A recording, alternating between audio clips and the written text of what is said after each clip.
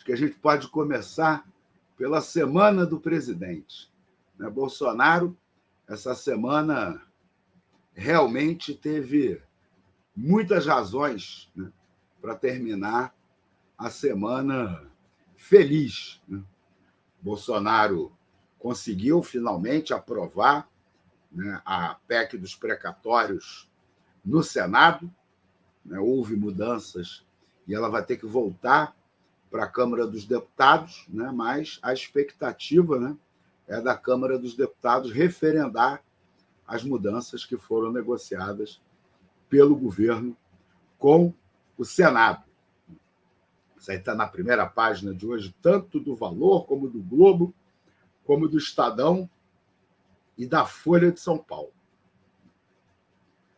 Bolsonaro também, essa semana, conseguiu emplacar, o seu segundo ministro no Supremo Tribunal Federal.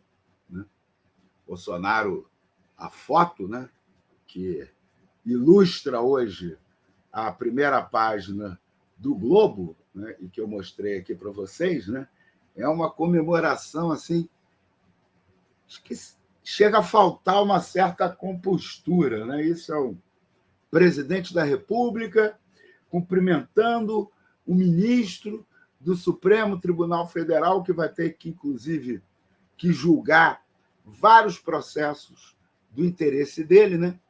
Ontem, como eu falei aqui, acreditou quem quis nas lorotas aí do terrivelmente mentiroso André Mendonça, que tentou passar uma imagem de defensor da democracia e da laicidade do Estado. Como a gente sabe, que os atos valem mais do que as palavras, a gente conhece a trajetória do André Mendonça antes da nomeação, antes da sabatina. A gente viu a euforia da comemoração, logo depois da votação, da Michele Bolsonaro e da Damares Alves. Agora, vemos esse abraço carinhoso, afetuoso. Olha, namore com alguém que abraça o André Mendonça como o Bolsonaro, viu? Isso daí é uma alegria assim, fantástica. Fantástica. Realmente parece uma comemoração muito sincera do Bolsonaro. E o Bolsonaro, isso saiu só no Valor, eu tenho visto poucos comentários, pouco destaque por aí, também conseguiu emplacar essa semana a desoneração da folha de pagamento, a prorrogação da desoneração da folha de pagamento. E aí, claro, que é impressionante como a imprensa trata de maneira absolutamente diferente a desoneração da folha de pagamento ou qualquer gasto para pagar auxílio, bolsa, etc., para os mais pobres. Não vi nenhum questionamento sobre rombo no orçamento, sobre furar teto, já que a desoneração da folha de pagamento vai beneficiar os empregos. Esse é o argumento. E a Bolsa Família, o auxílio alimentação, não estou defendendo a PEC dos precatórios, só estou dizendo que esse sim, sempre, em todo momento, vem acompanhado de 1000 questionamentos a respeito do orçamento. Só que o orçamento é o mesmo. É o que vai se gastar com o Bolsa Família ou o auxílio emergencial vem do mesmo orçamento, que também vai ser onerado aí para desonerar a folha de pagamento.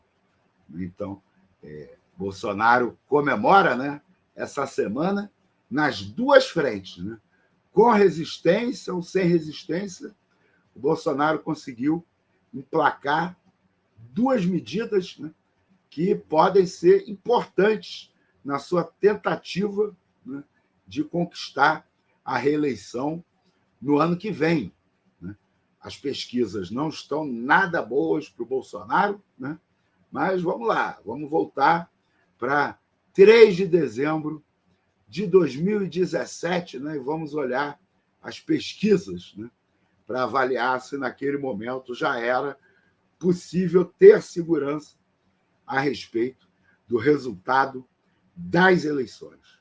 Então, Bolsonaro conquistou, né, instrumentos importantes, né, para tentar reverter a sua queda de popularidade, né, e instrumentos que, no caso, né, especialmente, né, do auxílio emergencial, garantiram ao Bolsonaro índices de aprovação no momento duríssimo da pandemia, né, em 2020 ainda, que surpreenderam muito as pessoas, né? E as mudanças, né, as crises na oferta, né, do auxílio para as famílias foi, né, também responsável por queda na popularidade do presidente. A economia, eu até vou falar mais para frente, né, não está dando sinais de melhora até agora, né? A pandemia ameaça entrar pelo ano que vem, né? Mas o Bolsonaro ainda pode, né, eventualmente, contar com um cenário de alguma sensação de melhora na economia, né, com uma melhora efetiva na pandemia, né, e com, né, toda a publicidade que fará e que já está fazendo, né, a partir da distribuição do auxílio emergencial no ano que vem. Bom, pessoal, e o Bolsonaro também resolveu outro problemão para ele poder disputar as eleições presidenciais, né? Que aqui no Brasil você não pode ser candidato, né, a nenhum cargo público se você não for filiado a um partido político, né? E somente essa semana, depois de um bom tempo, Bolsonaro conseguiu resolver a questão da sua filiação partidária. Todos sabem, né, que o Bolsonaro entrou para o PL, né, e está migrando uma série de ministros, parlamentares, familiares, né, para poder disputar as eleições presidenciais e também, né, disputar, né, bancadas, né, governos estaduais, né, que ano que vem vão estar colocados aí na disputa, né? E, por fim, gente, veja só como é que foi feliz a semana do Bolsonaro. O Bolsonaro conseguiu ganhar até um convite para visitar a Rússia, para conversar com Putin. Veja só, Bolsonaro, né, o grande pária internacional, aquele desmancha-bolinho, né, das conferências internacionais, ganhou um convite, né, do presidente Putin, né? E, gente, eu fico mais impressionado com as reações, né, de setores da esquerda brasileira a esse convite do que o convite em si, né? Eu estava vendo aí em outros canais, né, da esquerda, né? As pessoas, como assim? O Putin? Mas é a União Soviética, né? E a esquerda? Mas e a luta, a resistência contra os Estados Unidos? Não, não, gente. Isso aí não é nada demais. O Putin, né, está só ali tentando furar o bloqueio que os Estados Unidos impõem a ele, o Bolsonaro, da mesma maneira, né? Gente, olha só, vamos lembrar de uma coisa assim. Em 1992, a União Soviética acabou. Isso já faz um tempinho, né? E quando a União Soviética acabou, a União Soviética não acabou porque ela foi, né, superada por uma revolução política do proletariado russo que conseguiu afastar a burocracia estatal soviética, né, e finalmente construir, né, uma marcha coerente, consistente, né, rumo ao comunismo. Não foi assim que a União Soviética acabou. A União Soviética acabou derrotada na Guerra Fria, né, pelo bloco ocidental, pelo bloco capitalista. A União Soviética foi esfacelada, estraçalhada. A burocracia estatal fez um verdadeiro butim, né? Não foi o Putin ainda, mas fez um butim sobre o Estado russo. Né? Bilionários surgiram de uma hora para outra, se apropriando, né, das estatais, das empresas, né, estatais que estavam sendo privatizadas, né? Se apropriaram até dos arsenais das Forças Armadas para vender no mercado internacional. Né? E no processo de luta política, que eu não vou desenvolver muito aqui, né, que veio após o colapso da União Soviética, né? Em primeiro lugar, é importante entender o seguinte: os Estados Unidos não arrefeceu, né, a política de enfrentamento com a Rússia, né, depois da desintegração da União Soviética. Né? Não trataram os russos como novos aliados, né, em pé de igualdade para dividir, né, a gestão do mundo capitalista. Né? Não, os Estados Unidos, né, a OTAN, boa parte da Europa adotaram uma política agressiva, né, de manutenção de suas estratégias históricas, né, de cercamento, né, e tentativa de estrangulamento do Estado russo. Né? Então, a política de criar o chamado cinturão verde, né, o cinturão de repúblicas islâmicas radicais no entorno da Rússia, né, para estar tensionando, minando, né, a força da Rússia. A tentativa, né, de submeter totalmente, né, o antigo Império Russo, a antiga União Soviética, a um mundo unipolar comandado pelos Estados Unidos. A ascensão do Putin, né, à presidência da Rússia, né, especialmente a partir do seu segundo mandato, representam o início de uma reação, né, russa ao imperialismo dos Estados Unidos, mas sem que isso signifique a volta da Rússia, né, ao papel de polo, né, de um outro sistema, propondo um outro caminho radicalmente diferente do capitalismo para a humanidade, mesmo que esse caminho já tivesse sido perdido há muito tempo. A Rússia, depois da dissolução da União Soviética, a partir da ascensão do Putin, que começa, né, a resistir às agressões imperialistas dos Estados Unidos, né, consegue, inclusive, vitórias importantes, né, como, por exemplo, né, a vitória, né, a vitória na Síria, né, conseguir impedir a deposição do Bashar al-Assad, né, apesar de todas as ofensivas, né, do Ocidente, etc.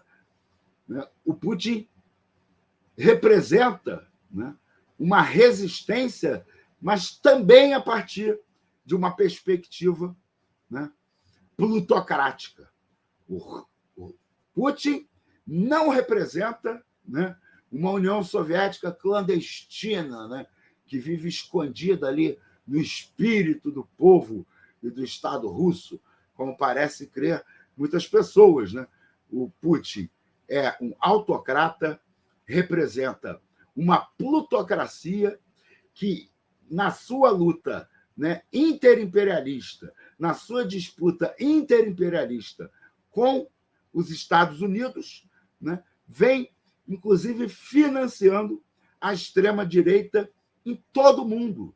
Né? O Putin é um dos principais canais, né, de financiamento e articulação da extrema-direita, inclusive, como nós sabemos, né, do Trump e do esquema, né, de mídia do Trump, que também, né, pode ter sido utilizado aqui, já na última campanha eleitoral, pela família Bolsonaro, a partir das suas relações com Steve Bannon.